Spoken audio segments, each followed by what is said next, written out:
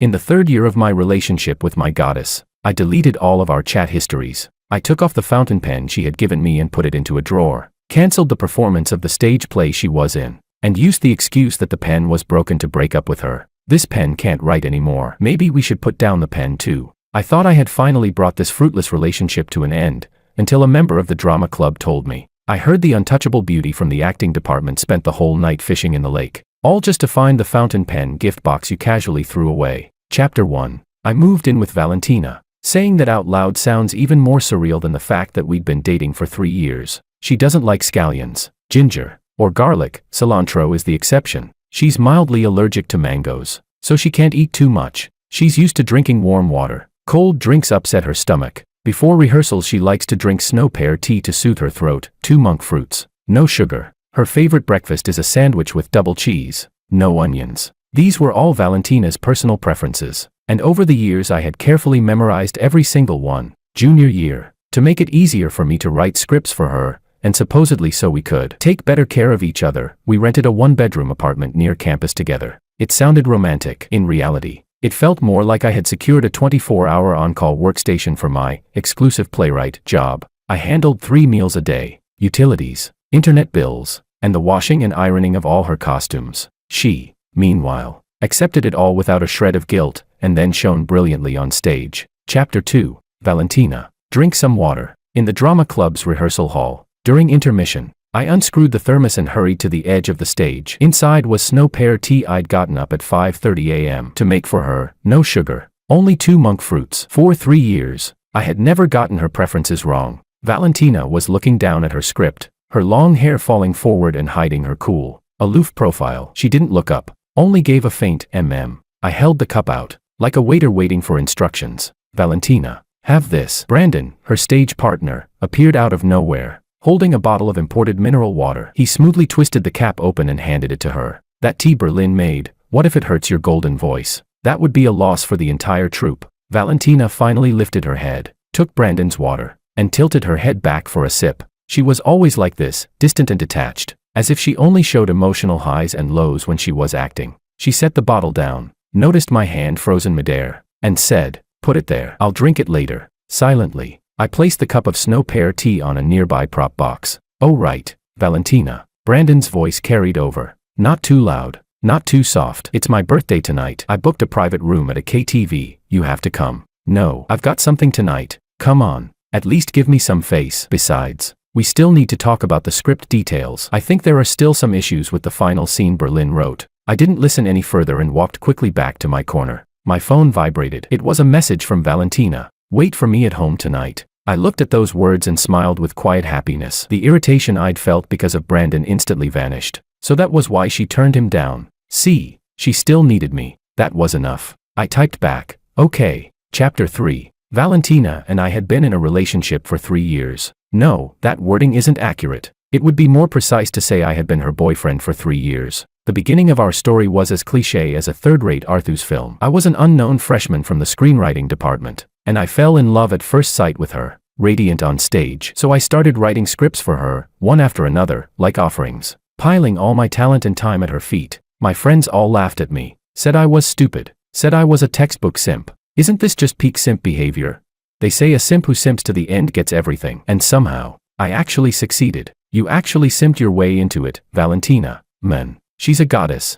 Damn, you really hit the jackpot. But yeah, if you didn't simp, plenty of others would. Faced with my friends' teasing, I usually just smiled it off helplessly. Somewhere along the way, devotion stopped being praised as loyalty and became something people sneered at as being a simp. Sophomore year, because of the countless juniors and seniors pursuing her, she was receiving roses almost every day, getting blocked downstairs at the dorm building, making a spectacle everyone knew about. She was fed up. After rejecting who knew how many suitors, she finally came to me. She looked at me, her gaze as cold and distant as ever, and asked, "Berlin, don't you like me?"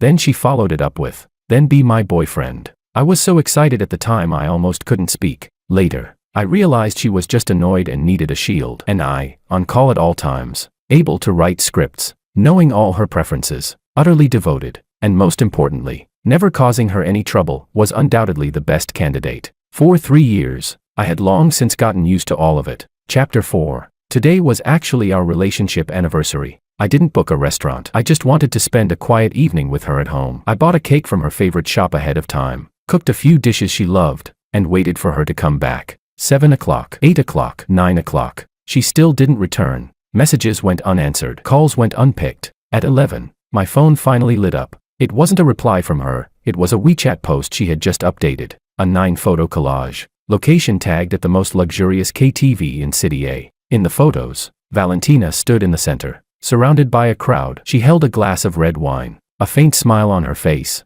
Brandon standing right beside her. I turned off the lights and sat on the cold floor by the entryway, covering my eyes with my hand. After a long while, I felt moisture seeping into my palm. My heart felt like it had been clenched hard, then slowly released, leaving behind nothing but hollow soreness. I laughed at myself. Berlin. What exactly were you expecting? Expecting her to cancel a gathering for you? Don't be stupid. This wasn't the first time she'd left you behind. I frantically talked myself through it, over and over, until my phone rang abruptly. When I saw her name on the caller ID, my heart still skipped a beat, but when I answered, the voice on the other end wasn't hers. It was a junior girl from the club who worked as my assistant. Is this Senior Berlin? I saw Senior Valentina at the KTV entrance. It's Brandon's birthday tonight, and everyone's having a bit too much fun. She seems kind of drunk. Could you come pick her up? I answered hoarsely and stood up, my movements practiced, as if rehearsed countless times before. I took her coat out of the wardrobe, as though it were a fixed scene written into my script. No matter how much the protagonist struggled inside, it still had to be performed. Ridiculous. Truly ridiculous. Chapter 5. Valentina really had drunk a bit too much, so much so that when I helped her into the apartment, she was still gripping my hand tightly, unwilling to let go. We're home, Valentina. I reached up to untie her scarf. Her cheeks were flushed, even the tips of her ears red. Her eyes were veiled with a thin layer of moisture, staring straight at me. After a long moment, she suddenly rose onto her toes and tried to kiss me. Her balance faltered. I fell backward with her, crashing into the slightly cluttered entryway. For her, things like this were probably just unspoken amusements between lovers, but for me, they were the only moments when I could be sure that I was loved. In those fleeting seconds where lips and breath intertwined, I gave everything almost greedily, just to trade for even the smallest hint of her response. Usually, she was stingy with affection. Only at times like this would she be generous, just a little. Her hands pressed against my chest as soft kisses trailed down from my ear, carrying the faint scent of green grape wine. Valentina, do you remember what you promised me? I pushed her away gently and straightened the collar I'd messed up. She frowned slightly, her gaze unfocused. Most likely, she didn't remember. If she didn't remember, so be it. Even if I blamed her, it wouldn't hurt her anyway. I staggered to my feet and took out the cake that had been sitting in the fridge for hours, holding it up for her to see. You said yesterday that you'd definitely spend our anniversary with me tonight, but you still went out to eat with Brandon and the others. Why? Why couldn't you care about me, even just a little?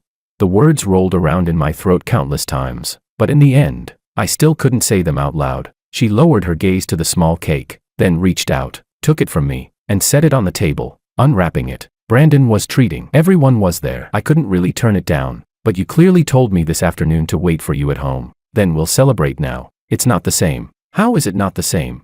It's already past midnight. So what if it is?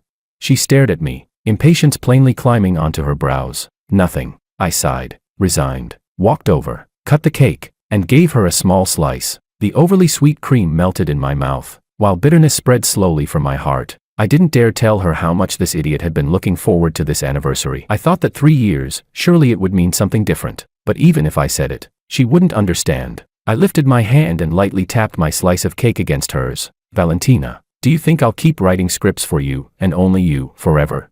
She didn't answer that question. I didn't know the answer either, at least for now. I hadn't thought about writing for anyone else. Valentina was like the spotlight at the center of the stage, dazzling, yet cold. I always believed that if I stood close enough, I could steal just a little warmth, and maybe one day, when I no longer want to chase the light, I'll pack up everything and disappear completely from her world. By then, no matter how she calls my name, I won't turn back. Chapter 6. When I opened my eyes in the morning, Valentina was already gone. But on the bedside table sat a small metal gift box, along with a sticky note. There's a script reading meeting today. Remember to go early. I opened the box, and inside was a fountain pen, supposedly handcrafted in Germany. It took me a long moment to realize that this was probably an anniversary gift. So did Valentina actually care about me, or not? Most likely not. If I really left her, she wouldn't be all that sad. She'd probably feel relieved. A lot of the time, I'm grateful that years of reading melodramatic scripts have built me a strong enough inner core. Otherwise, Valentina would have ground me down into complete emotional exhaustion. How else could I still sit beside her at the script reading, smiling like nothing was wrong?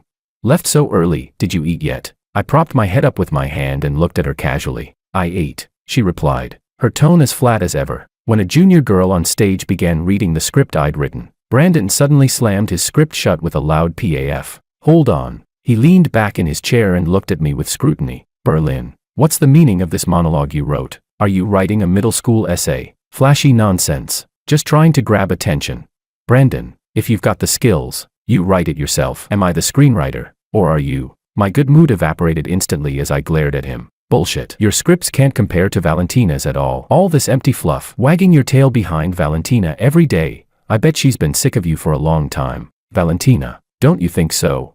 He deliberately called her name so intimately right in front of me, clearly trying to suggest that he had some special relationship with her. But I knew Valentina wouldn't actually get involved with him. Based on my understanding of her, if she truly fell for someone, she'd kick me out and ask for a breakup directly. In Valentina's eyes, there were only scripts and acting. She often forgot to eat or drink for hours, completely absorbed by a single image or scene in her head. Honestly, I hadn't expected her to defend me this time either. Ignoring gossip about us was practically her default setting. But this time, the girl closed the script in her hands and walked toward me. She stopped at my side and looked straight at me. Let's go. This time, not only was I stunned, even Brandon's eyes went wide. Valentina, the script reading isn't over yet. I've finished reading the script. Berlin's script is actually pretty good. As for the rest, you can stay and listen yourself. Maybe it was because she'd grown up in an overly comfortable environment. Valentina treated everyone the same, calm, distant, never gentle. I followed her out of the reading room, feeling my useless heart ripple once again despite itself.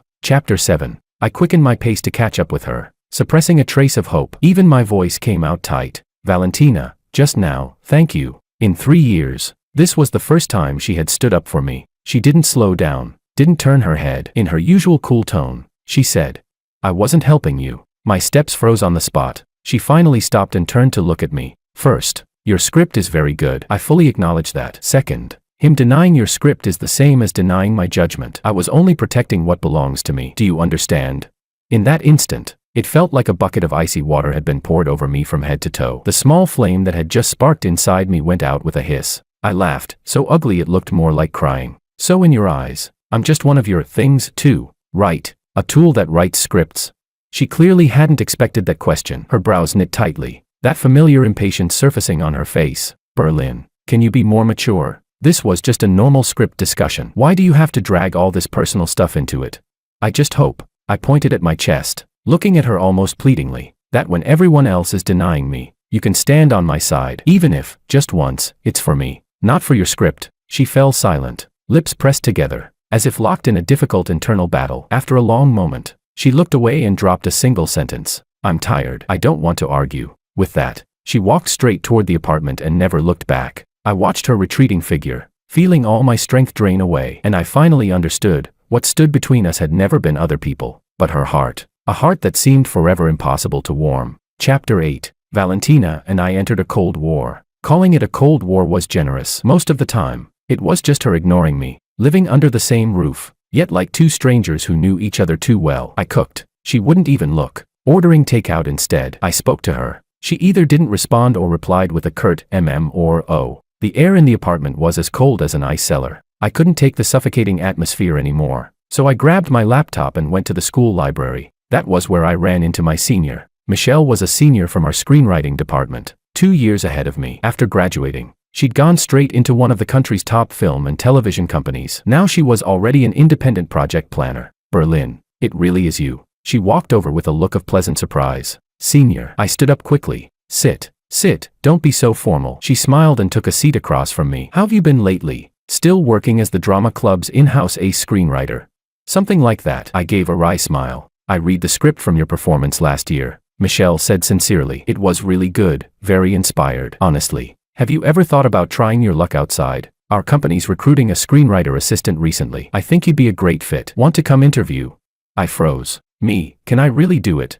Of course you can. Don't sell yourself short. Michelle pulled out a business card and handed it to me. This is my contact info. Next Wednesday afternoon, Come straight to the company and look for me. I'll take you to meet our director. Prepare well, I believe in you. She patted my shoulder, her smile bright and warm. At that moment, I felt the long frozen ice in my heart finally show a hint of melting. Thank you. No need to thank me. Talent shouldn't be buried. We chatted for a while longer, mostly her sharing interesting stories from the industry. I hadn't felt this relaxed in a long time, until a familiar figure appeared at the library entrance. It was Valentina. She stood there, quietly watching Michelle and me. Michelle noticed her too, winked at me with a smile, and said, "Your girlfriend came to check on you. I'll get going then. Remember to contact me. Take care, senior." After Michelle left, Valentina slowly walked over. "Who is she?" she asked, her voice cool. "A senior. Her name's Michelle," I explained. "She thinks my writing's good and recommended I interview at her company." Interview? Valentina frowned, rare for her. "You're going to a film and television company? Just to try. Our graduation production script isn't finished yet." Her tone was flat, like she was stating a fact, yet it carried an unquestionable pressure. "I'll finish it. Do you think," she suddenly asked, "that I'm holding you back?" I fell silent. She turned and walked away. I stared at her back, my emotions in a tangled mess. Was she jealous? Or was she just worried that her exclusive screenwriter was about to slip away?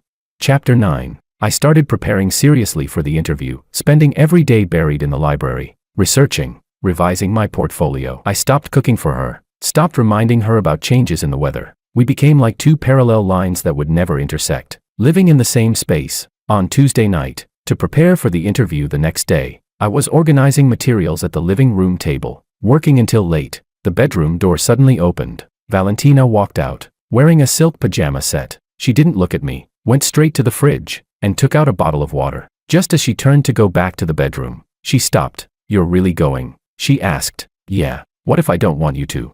I looked up at her. Only a floor lamp was on in the living room, its dim yellow light outlining her slender figure. "Why?" I asked. She didn't answer. Instead, she slowly walked toward me. She stopped in front of me and lowered her gaze to the portfolio spread out on the table. "These, you wrote all of them. Who else would have?"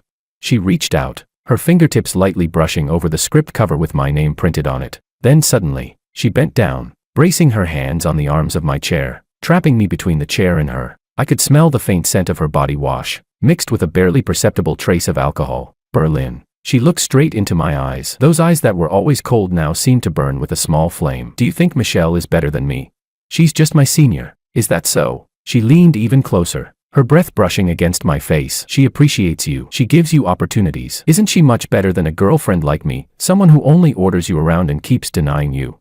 The cool moonlight fell evenly across her brows and eyes. She looked down at me. In the shadows, her eyes were like a pool of deep water. I couldn't see the emotions within it, and I had never truly understood the version of myself reflected there. A ridiculous thought crossed my mind, that as long as the thread between us hadn't snapped, as long as she was still part of my story, she was ultimately still mine. As for how tightly that thread was strangling me, how bitter this story was to write, that was all on me. The next second, she kissed me, like a declaration of ownership, forceful, intense, carrying a hint of punishment. My mind went blank, but my body reacted before reason could catch up. I grabbed the back of her head and deepened the kiss. All the pressure, grievance, resentment, and love I'd been carrying lately erupted at once. We were like two beasts tearing at each other for warmth, entangled wildly in the living room late at night, then on the large bed in the bedroom. Only when both of us were gasping for breath did she finally pull away, her forehead resting against mine, her voice trembling slightly. "Don't go." She looked at me and said each word slowly and clearly. "Berlin,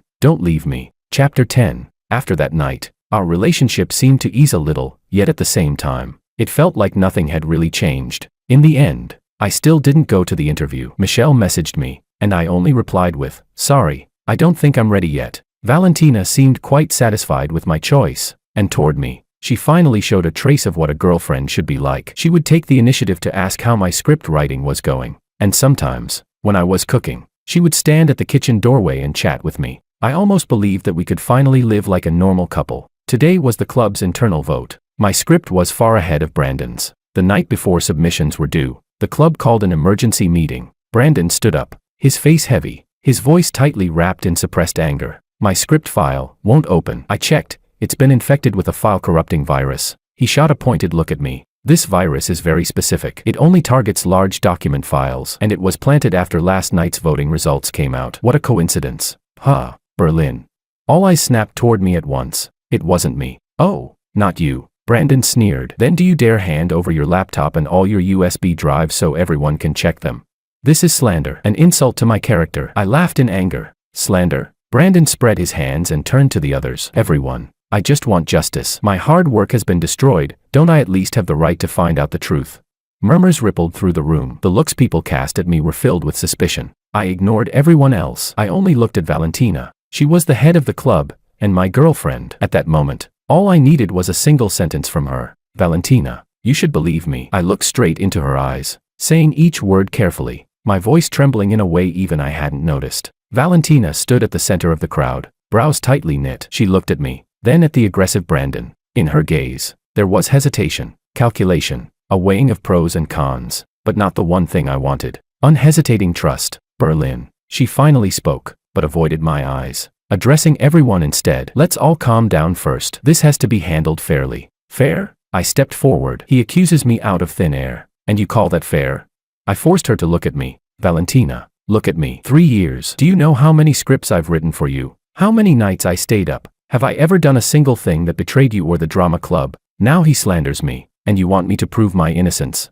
Her gaze flickered for a moment, then quickly returned to that familiar cold rationality. Berlin. This isn't about belief, it's about procedure. Brandon raised a question, and I have a responsibility to clear everyone's doubts. That's the most responsible approach, for you, for him, and for the entire drama club. I almost laughed from sheer disbelief. So you're going to examine my personal belongings in front of everyone, like interrogating a criminal?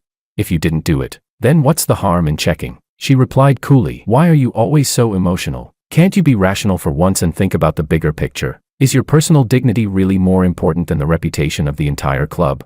I looked at her, the girl I had loved for 3 years, and yet, at that moment, she felt so unfamiliar to me. She looked at me without a trace of warmth, as if I were a troublesome stranger. She took a deep breath, then, in a tone that allowed no refusal, said the words that completely crushed me. Berlin. Stop making a scene. Hand over the computer. Chapter 11. The final outcome was downright dramatic. A student from the IT department found no viruses at all on my laptop or USB drives. Instead, they discovered that Brandon's own computer had been infected by a virus bundled with some shady software he'd downloaded recently. The truth was laid bare. Brandon's face shifted between green and white. I felt no sense of victory, only endless exhaustion and sorrow. Valentina walked up to me. For the first time, her voice carried a hint of guilt. Berlin. I'm sorry.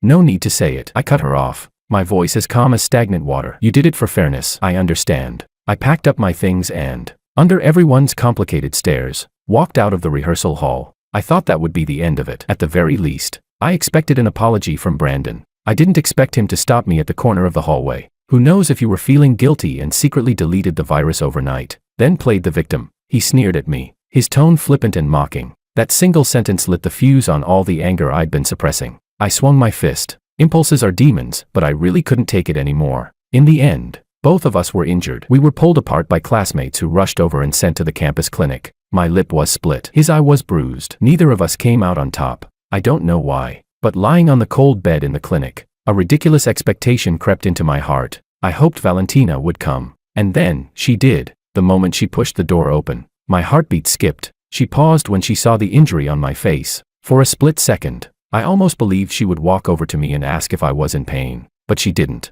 Instead, she stood up and walked straight past me to Brandon, the one sitting a few seats away, the one who'd wrecked my face. When you've rested enough, come with me. The graduation production plan still isn't finished. The advisor's rushing us. I didn't look at Brandon's expression. I imagined it was probably laced with provocation and smugness. All I felt was a numb ache in my chest, like countless needles pricking me over and over. Even the wound on my face seemed to throb in sympathy. I pressed a hand there and told myself, Berlin, let it hurt one last time. After this, it won't hurt anymore. Chapter 12. Valentina didn't return to the apartment until around 9 that night. Did you finish the graduation production plan before the deadline? I was sitting on the couch. I looked up and asked her, my tone as neutral as talking about the weather. She gave a soft acknowledgement at the entryway, changed her shoes, and walked in. When she passed by me, she stopped. You guys got into a fight today. Does it still hurt? Questions that barely scratched the surface. I shook my head and didn't answer. She fell silent as well and walked straight into the bedroom. All of a sudden, it felt like this really was just an ordinary night. The next morning, I received a phone call. It was Michelle. Berlin. Why the sudden change of heart? What happened? Nothing. Don't lie to me. The drama club mess of yours has spread everywhere. Michelle sighed on the other end. Let me put it this way, the director read your script and really liked it. That internship offer will stay open for you. Once you've thought it through, you can come to Haida anytime. Thank you. Chapter 13. After hanging up the phone, I started packing my luggage. At the very end, I saw the fountain pen Valentina had bought for me. I pulled off the cap and drew a line across the paper. The ink flowed smoothly. It wasn't broken. What had broken was our relationship. I put the pen back into its delicate metal gift box. When I went downstairs and saw the vast artificial lake outside the window, I used all my strength to throw the box into the water. It landed with a dull thud, like a farewell that had been 3 years overdue. I booked a train ticket to Haida for that very night. As the train started moving, the city lights sped backward outside the window. I took out my phone, opened my chat with Valentina, and tapped Clear Chat History. Then I typed the final message. The pen you gave me can't write anymore. Maybe we should put down the pen too. So, Valentina, let's break up. Click Send. Then block, delete, power off. Goodbye, Valentina. Goodbye. My 3 years of youth. Chapter 14. Another 3 years passed. Teacher Berlin. This is the final version of the script. Please take another look. All right, leave it here. I replied without lifting my head. In 3 years, I was no longer the anonymous ghostwriter hiding in the shadows, but a well-known, award-winning screenwriter in the industry. Michelle had become my boss, and our collaboration was close and seamless. Oh right, Teacher Berlin, my assistant Xiaochen added before leaving. The first main creative meeting for the new project is at 2 this afternoon. Don't forget. Will the original writer be attending today? I asked. Yes, I heard she's a very elegant actress. Her name is Valentina. My heart skipped a beat. 2 o'clock in the afternoon. Company conference room. The door opened, and the project lead walked in with someone beside them. Teacher Berlin, let me introduce you. This is the original author of this project, Teacher Valentina. I looked up. 3 years apart. She hadn't changed much, still the same icy, goddess-like presence. She saw me too. The instant she recognized my face, her entire body stiffened. Her pupils contracted sharply, as if she'd seen something unimaginable. I simply looked at her calmly, the way one looks at a stranger. I stood up and extended my hand, my voice polite and distant. Hello, Teacher Valentina. I'm the chief screenwriter for this project, Berlin. I've read your script. It's very well written. She lowered her head in a fluster, reached out, and lightly shook my hand. Her fingertips were cold, trembling slightly. Br. Berlin. Teacher. Hello. Once, when she used my full name, it always carried a trace of impatience. Now, a single, Teacher Berlin, sounded so awkward, so restrained, so humble. It really felt like a lifetime ago. Chapter 15. Throughout the meeting, I showed no sign of anything unusual. As a professional screenwriter, I calmly and objectively analyzed the strengths and weaknesses of her script. I listed revision suggestions one by one, my tone flat, devoid of any personal emotion. Valentina sat across from me, head lowered, pen in hand, jotting notes rapidly in her notebook. Still dressed in white, tall and slender, that face still impossibly beautiful, that damn familiar coolness still fixed on her expression. When the meeting ended, everyone stood up and left. She remained seated. I packed up my things and prepared to go. As I passed by her, she suddenly spoke, her voice low, carrying a faint, barely perceptible tremor. Berlin, can we talk? I stopped, but didn't turn around. Teacher Valentina, other than work, there's nothing for us to talk about. I've been looking for you all these years. Why? I replied. Didn't we already break up? I never agreed to it. Her eyes reddened as she pressed on stubbornly. Why did you break up with me? This was the first time in all these years I'd seen her eyes red to that extent. She stood up and walked around to face me. Her vision was blurry, yet she stubbornly refused to let the tears fall. When I found out you'd become a top-tier screenwriter, I was genuinely happy for you. I wrote script after script, submitted them to your company over and over. Just so you'd know I was looking for you. I wanted to ask you, why back then? I looked at her, this girl who had once been too stingy to even offer me an explanation, now obsessively demanding an answer from me. The reason doesn't matter anymore. I cut her off calmly. It's all in the past. I stood up to leave. She grabbed my wrist from behind. Berlin. I turned back to look at her. Can we not break up? No. Even I was surprised by how fast the answer came. I dropped those words lightly and walked out of the meeting room without looking back. Chapter 16. Once the adaptation officially began, Valentina and I, chief screenwriter and original author, ended up seeing each other constantly. The tension between us was so low it made the entire project team tread carefully. That night, as usual, I was working overtime at the office, revising drafts until my head ached. Berlin. Drink some water. A familiar voice sounded above me. I looked up to see Valentina standing by my desk, holding a cup of snow pear tea, with 2 monk fruits added. I put in sugar cubes. I remember you like it sweet. Steam curled upward, blurring her face. That she could remember my preferences was something I had never expected. I looked at the cup. The scene from 3 years ago, me standing in the rehearsal hall, holding out a cup like a waiter waiting for her favor, played vividly in my mind. How the tables had turned. Thanks. I'm not thirsty. I looked away, my voice completely steady. You used to have a bad stomach. Drinking this after staying up late helps, she said, nudging the cup forward, her tone carrying a cautious trace of ingratiation. My stomach's fine now. I leaned back in my chair and looked at her. Teacher Valentina, caring about colleagues is fine, but excessive concern isn't necessary. We're just work partners. Her hand froze midair. The color drained from her face bit by bit. After a long while, she silently set the cup of snow pear tea down at the corner of my desk, just like I had once done. Then, remember to drink it, she said softly, before turning away and returning to her workstation, her back looking lonely and subdued. Chapter 17. Another week passed. The project hit a bottleneck. I pulled several all-nighters in a row and felt like I was barely holding myself together. That morning, I showed up at the office with dark circles under my eyes. Just as I sat down, Michelle walked over carrying a bag. Here, your life-saving rations. Inside were sandwiches from that place in South City, with double cheese and no onions. My favorite. Thanks. I took it and bit into it. Don't thank me. Michelle jerked her chin toward the side. That stunning Valentina was waiting at the company gate at 7. She even drove to South City and queued up just so you could eat something hot the moment you got to work. Damn, Berlin, this is straight-up emperor-level treatment. My chewing stopped. I turned my head toward Valentina's workstation not far away. She was pretending to read documents, but the tips of her ears, bright red, gave her away. I set the sandwich down, picked up my cup, and stood up, walking over to her. She looked tense, like she'd stopped breathing altogether. I stopped in front of her desk and set the cup down. Teacher Valentina, I said calmly, looking at her. Thank you for the breakfast, but you don't need to do this anymore. I don't like sandwiches. She snapped her head up, her eyes full of shock and hurt. But you used to. People change. I cut her off, just like she once cut me off. What I liked before, I don't necessarily like now. Please remember that. With that, I turned around and walked back to my seat without looking at her again. Behind me, Valentina bit down hard on her lip. Tears instantly flooded her eyes. Chapter 18. That night I stayed late at the office again, but couldn't write a single word. Michelle walked in with 2 cups of coffee, still thinking about her. I didn't answer. That was answer enough. All right, forget it. Let me show you something interesting. She nodded toward the director's office nearby. President Cheen, the unquestioned boss of our company, had just opened his office door when a senior from another department blocked him at the entrance, shoving a homemade lunchbox into his hands. President Cheen, your stomach's acting up again, right? I cooked this millet porridge specially for you, she said with an overly eager smile. President Cheen took it without expression. Thanks. I'll have finance transfer you the money. Oh, no need. It's necessary. With that, President Cheen closed the door. I looked at Michelle's instantly deflated expression and couldn't help laughing. You're simping even harder than I did back then. Get lost. Michelle rolled her eyes at me. I'm pursuing true love. Totally different. Okay.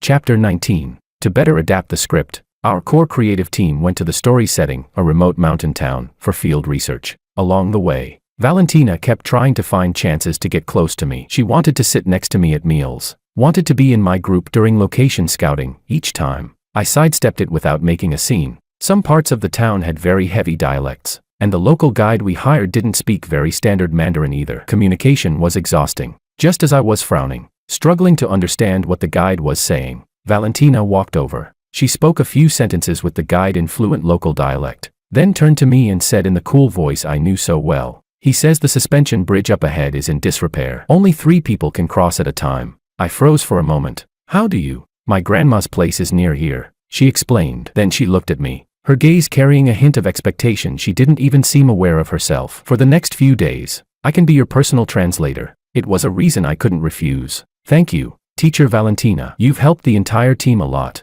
I said politely, deliberately keeping my distance. The light in her eyes dimmed, but she still nodded and followed behind me. Chapter 20. Because of location difficulties and the weather, Michelle and I decided to keep the whole crew here for a while. Today, when I went downstairs to buy water, I ran into Michelle leaning over the balcony, silently crying. I walked over and handed her a tissue. She snatched it away and blew her nose hard. Berlin. I got dumped. You confessed.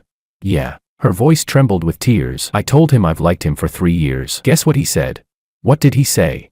He said, Michelle, don't waste your effort. My mom just married your dad last week. By seniority, you have to call me brother now. Buffed. I sprayed a mouthful of water all over her face. Looking at Michelle's soaked expression, furious and on the verge of laughter, I suddenly felt that maybe all unrequited love in this world shared the same core. A ridiculous farce. Chapter 21. With translator as a perfectly legitimate excuse, Valentina practically stuck to me every step of the way. I couldn't shake her off, so I let her follow. The temperature difference in the mountains was huge at night, and the wind cut straight through you. I was rubbing my arms when a jacket carrying a faint citrus scent was draped over my shoulders. It was Valentina's. The temperature difference between indoors and outdoors is big. It's cold outside, don't catch a chill, she said, repeating the exact words I had reminded her of countless times back then. I took the jacket off my shoulders and handed it back. Thanks, I'm not cold. Wear it, she said, not taking it, looking at me stubbornly. Your stomach's not good, you can't get chilled. I already told you, my stomach's fine now. My tone cooled. Teacher Valentina,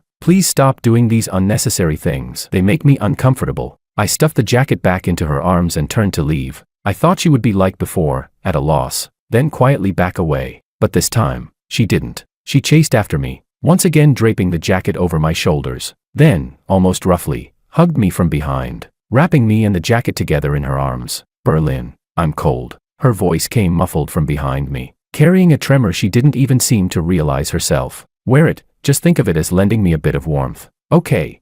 My whole body stiffened. I could feel her shaking, whether from the cold or from fear. I didn't know. I used to think I was shameless. I never imagined that one day, I'd think Valentina was even more shameless than I was. In the end, I didn't push her away again. Chapter 22. On the last day of scouting, we arrived at a crucial location from the script, a cliff. I stood at the edge, holding up the viewfinder, studying the light and composition. She stood not far behind me. Berlin. She finally couldn't hold it in anymore. I know I did a lot of wrong things before. Can you give me another chance?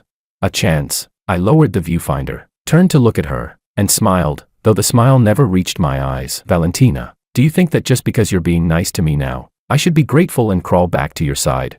That's not what Then what is it? I pressed forward step by step, backing her toward the edge of the cliff. You're just unwilling to accept it. Unwilling to accept that I was the one who ended this relationship. Unwilling to adapt to the fact that the caretaker who used to revolve around you disappeared. This isn't love, Valentina. This is just your possessiveness acting up. Her face went deathly pale. Her lips trembled. No, that's not it.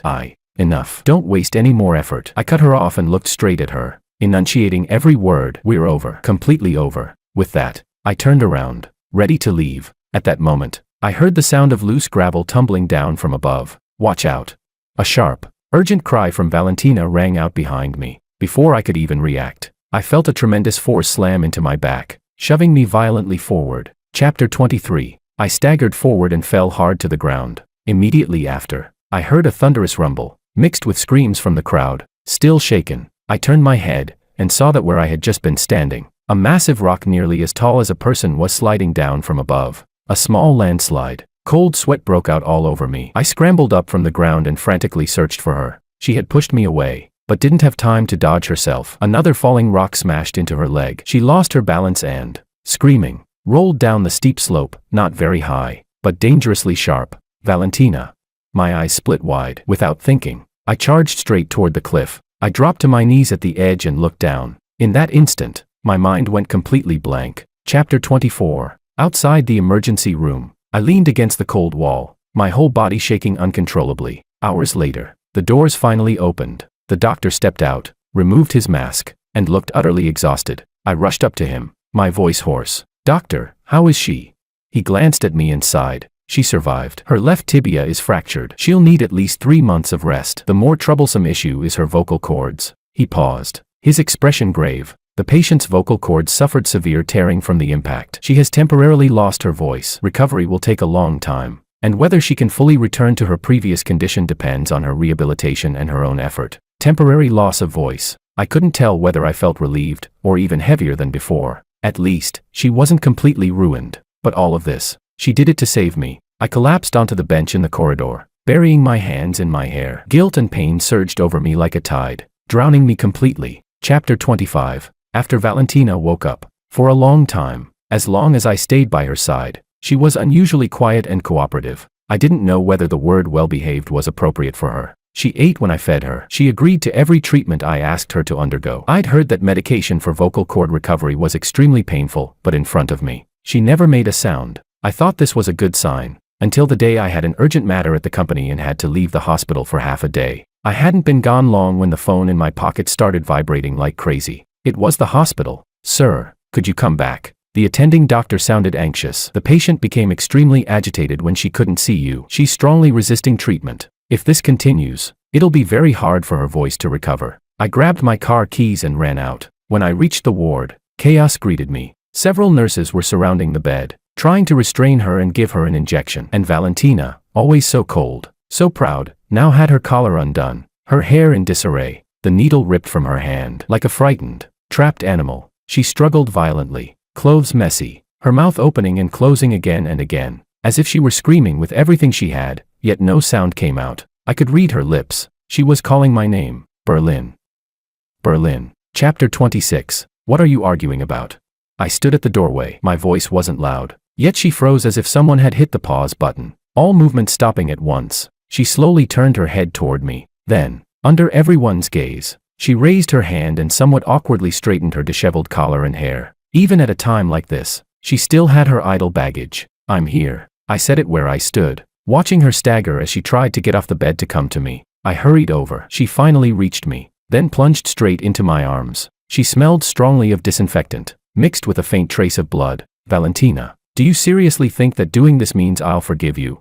I stood there, my whole body rigid. All these years, I kept telling myself that hurting once would be enough, that scolding her once would be enough, but it still hurt, like my heart was being clenched tight, pain spreading through my entire body. She trembled non-stop in my arms, holding me, shaking, crying silently, choking back sobs without a sound. Well, so much for the doctor's instructions. Chapter 27. I gently patted her back, trying to soothe her. My voice came out dry. The doctor already told me everything. I was silent for a long time before finally forcing the words out. "I'm sorry." She shook her head, took out her phone, and typed in the notes app for me to read. "It's not your fault. I was careless. The medical bills, and all the follow-up rehabilitation costs, I'll cover everything," I said, looking at her, enunciating each word. "I'll hire you the best caregiver." The moment she saw the word caregiver, her emotions flared up. She grabbed my hand and shook her head hard. She typed frantically, "I don't want a caregiver. I don't know anyone else. I'm scared." "Berlin,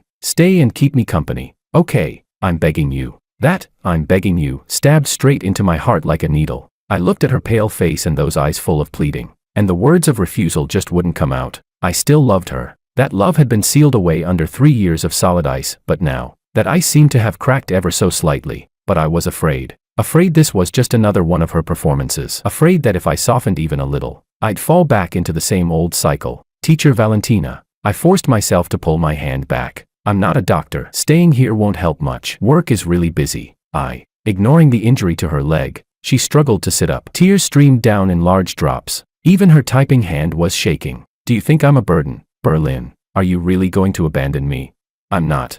"Then stay." She mouthed at me in a soundless scream. I looked at her desperate expression, my heart torn to pieces. In the end, I still lost. All right. Chapter 28. After a period of recuperation in the hospital, the doctor said Valentina's condition had basically stabilized. What she needed now was to go home and recover slowly. I brought her back to my apartment. She couldn't speak, so she communicated with me through the notes app. "What do you want to eat tonight? I can order takeout for you." "No need. I'll take care of it myself. I washed your shirts and ironed them. They're in the wardrobe." "Thanks, but you can let the cleaning lady handle things like that." She dragged her injured leg, limping as she tidied up the apartment for me, careful, cautious, trying to please, and I became the cold, distant one, pretending not to care, while my heart bled quietly. "Berlin, don't soften," I told myself over and over. "Have you forgotten the pain from 3 years ago?"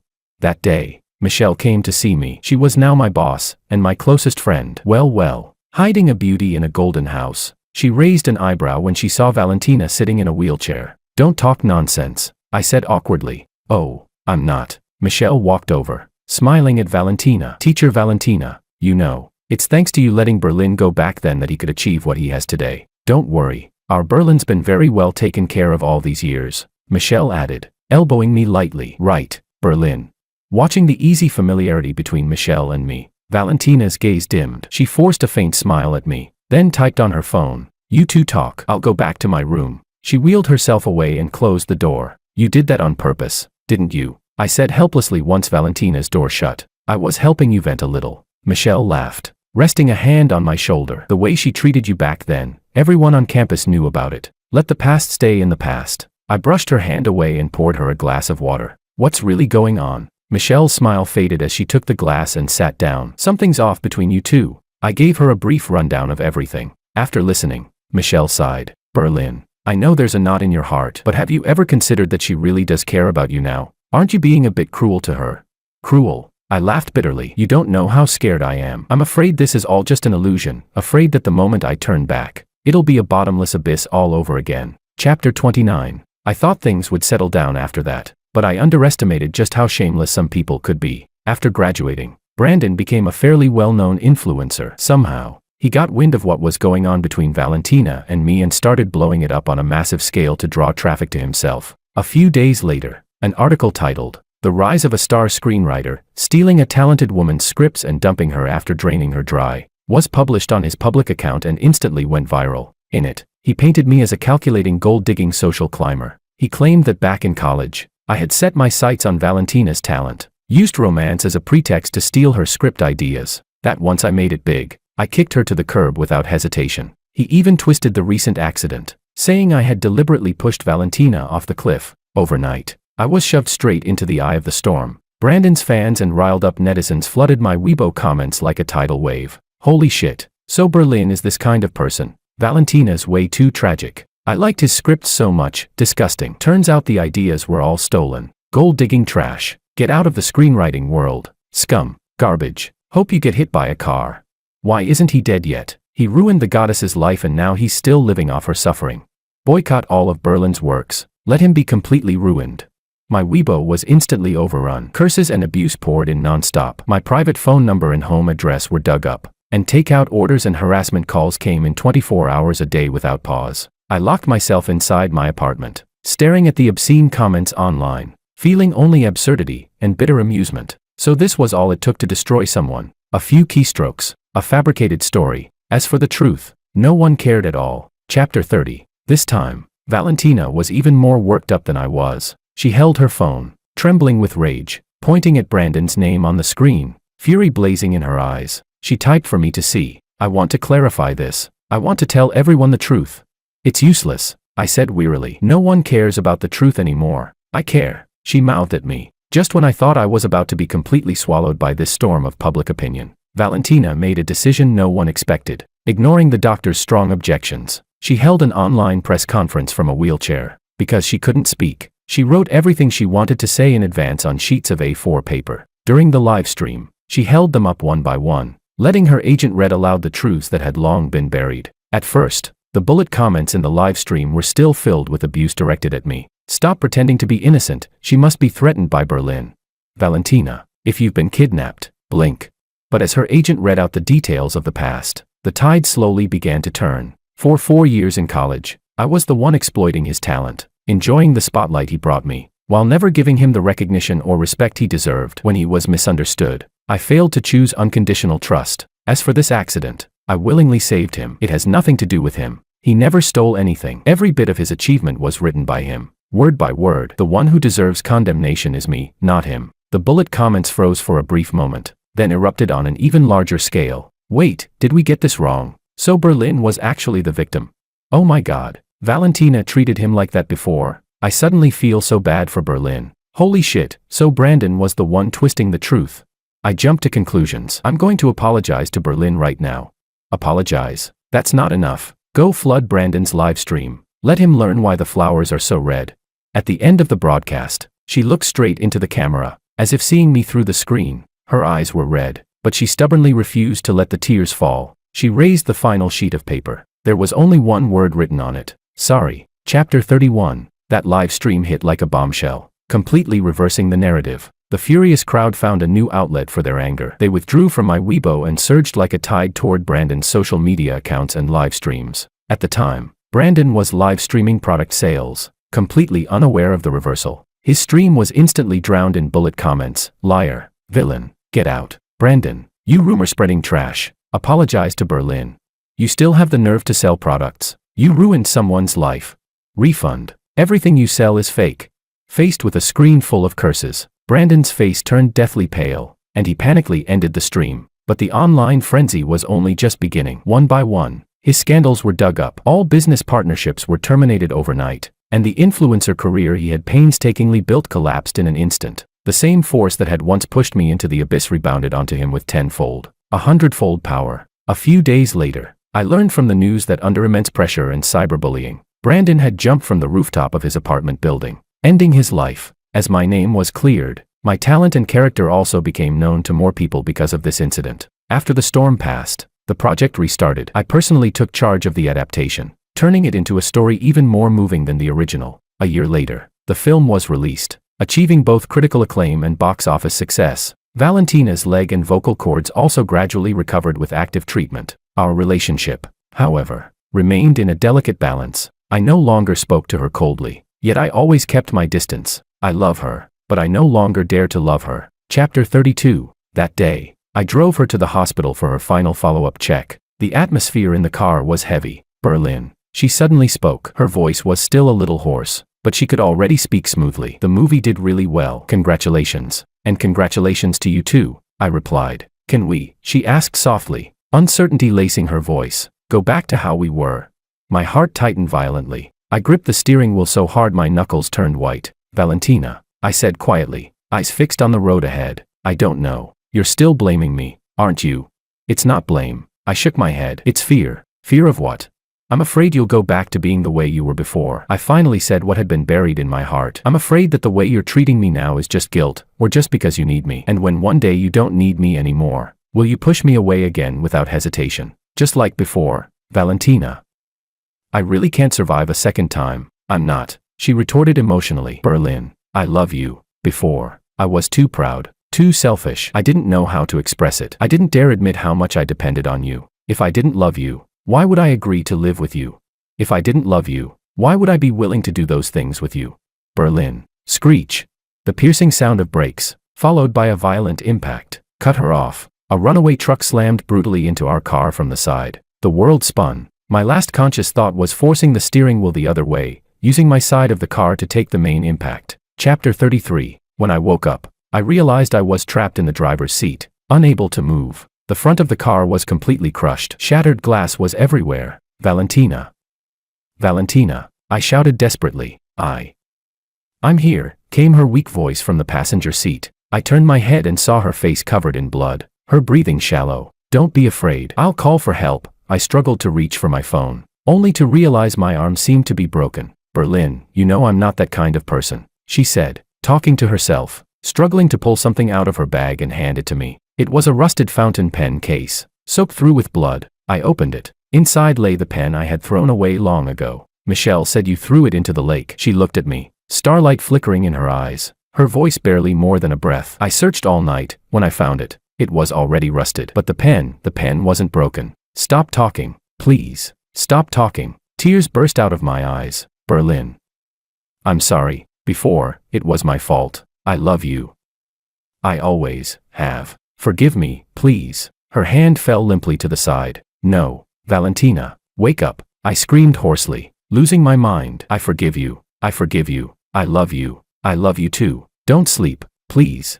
In the distance, the sirens of an ambulance wailed closer and closer. I clutched her hand tightly, pressing the cold fountain pen against my chest. Valentina, hold on. Our story isn't finished yet. Chapter 34. The car accident left me with several broken bones. She suffered a mild concussion, and the wound in her leg reopened. Thankfully, we both survived. That crash also felt like a brutal sacrifice, one that finally shattered the invisible wall between us. I admitted my fear. I admitted that I still loved her. And she, at last, tore away all her pride and pretense. A year later, after our recovery, we moved in together again. This time, not as screenwriter and female lead, but simply as Berlin and Valentina. That night, I was sitting on the living room couch reading a script when the bathroom door clicked open. Valentina walked out. She was wearing only one of my white shirts. The oversized hem barely covered the tops of her thighs. Her long hair was still damp, droplets of water sliding down her graceful neck and disappearing into the hollow of her collarbone. My breath hitched. She walked toward me step by step,